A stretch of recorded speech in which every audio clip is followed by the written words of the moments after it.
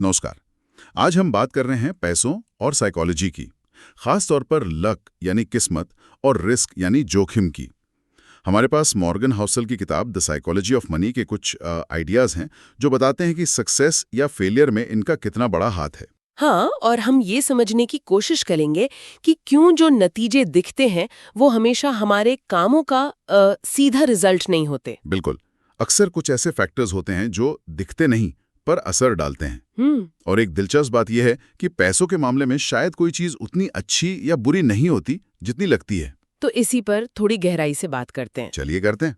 तो जो main idea है वो ये कि लोगों की फाइनेंशियल सक्सेस या फेलियर में लक और रिस्क का मतलब किस्मत और जोखिम का बहुत बड़ा रोल होता है। हाँ, और ये ऐसी ताकतें हैं जिन्हें देखना मुश्किल है और पूरी तरह नापना तो कह सकते हैं नामुमकिन है। इसीलिए सिर्फ नतीजों को देखकर किसी के फैसले को आंकना वो थोड़ा सही नहीं होता। बिल्कुल सही हो सकता है किसी ने बहुत बड़ा बल्कि बेवकूफी भरा रिस्क लिया हो और बस किस्मत चमक गई, वो अमीर बन गया। जैसे कोई लॉटरी जीत गया हो। हाँ, पर इसका मतलब ये तो नहीं कि उसका तरीका सही था या उसे दोहराना चाहिए। वो तो एक धोखा होगा। ये बिल गेट्स और उनके स्कूल के दोस्त केंट एवांस, उनका किस्सा यहाँ एकदम सही बैठता है। हाँ बिल्कुल। गेट्स बेशक बहुत स्मार्ट थे, पर वो बहुत लकी भी थे कि उन्हें 8वीं क्लास में ही कंप्यूटर का एक्सेस मिल गया। जो 1968 में मतलब लाखों में एक बात थी। हाँ, एक तरह की लॉटरी थी वो। बिल्कुल।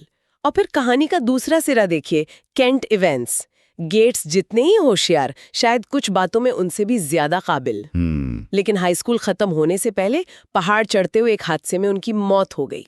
ये है रिस्क, एक ऐसी अनहोनी जिसका उनकी काबिलियत से कोई लेना देना नहीं था, पर जिसने सब कुछ बदल दिया। तो यहाँ 2-3 बातें समझनी जरूरी है ना। जी। इसका ठीक उल्टा, जब आप सब कुछ सही करें पर नतीजा बुरा निकले। बिल्कुल, क्योंकि कोई बाहरी ताकत आपके खिलाफ काम कर गई, कोई ऐसी घटना जिसे आप रोक नहीं सकते थे। और इसी से जुड़ा है वो सर्वाइवरशिप बायस वाली बात। हाँ, ये बहुत जरूरी कॉन्सेप्ट है।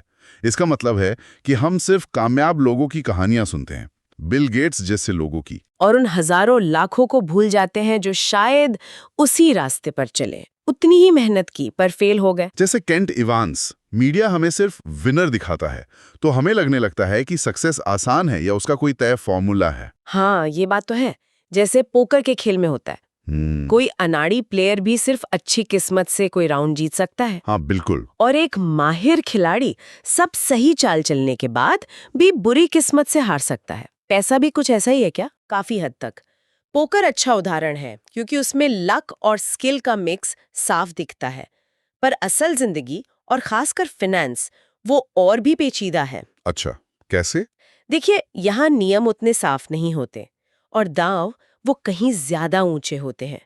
आप अपनी तरफ से बेस्ट रिसर्च कर सकते हैं, सोच समझकर इन्वेस्ट कर सकते हैं, लेकिन मान लीजिए कोई महामारी आ गई या मार्केट क्रैश हो गया। हाँ, जैसे कोविड। बिल्कुल। या आप कोई और ऐसी घटना जिसका अंदाजा नहीं था, वो आपकी सारी प्लानिंग को मतलब बेकार कर सकती है।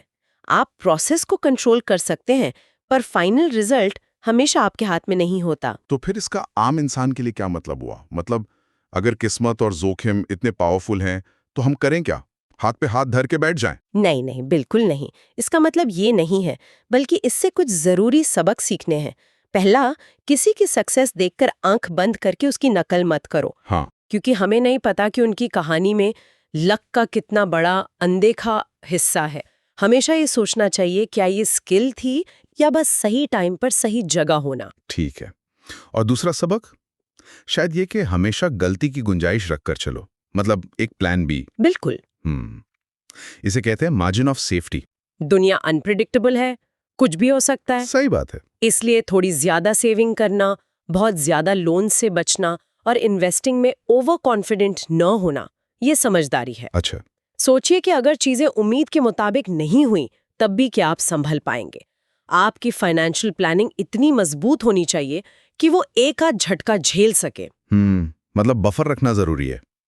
और तीसरा पॉइंट, अनिश्चितता का सम्मान करना। ये मानना कि फाइनेंस में चीजें हमेशा सीधी लाइन में नहीं चलती। हाँ, उतार चढ़ाव तो आते हैं। बिल्कुल, वो खेल का हिस्सा है।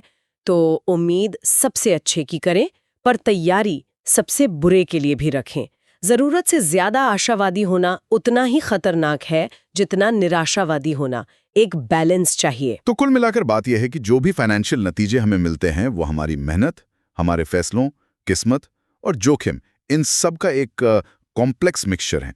एकदम, कोई भी नतीजा पूरी तरह से सिर्फ हमारे हाथ में नहीं होता। शायद इसीलिए थोड़ी विनम्रता और तैयारी, ये बहुत जरूरी गुण है। बिल्कुल सही कहा। और अंत में एक सवाल सोचने के लिए छोड़ जाते हैं। हाँ। अगर लक और रिस्क जैसे अनदेखे फैक्टर्स हमारी फाइनेंशियल लाइफ में इतना बड़ा रोल निभाते हैं, तो क्या हमें सिर्फ पैसों के मामलों में ही नहीं, बल्कि जिंदगी की दूसरी सक्सेस और फेलियर को देखते हुए भी स्किल वर्सेस चांस की अपनी परिभाषा पर दोबारा सोचने की जरूरत है?